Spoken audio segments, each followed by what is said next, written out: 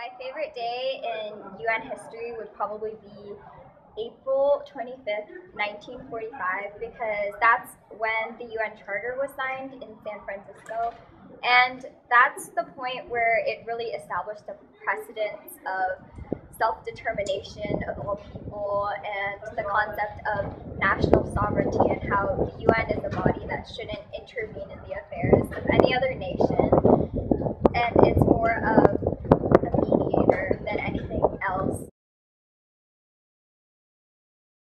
So my favorite moment in United Nations history was the Declaration of Universal Human Rights in 1950, and I think this is very important because it's good that people are getting treated equally and everyone has the exact same rights.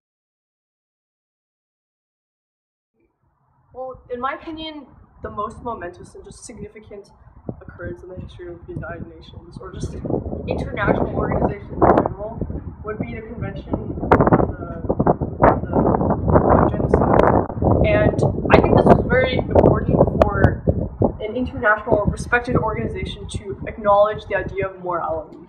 Because, especially in light of the fact that most of society is just plagued by this desire for ignorance.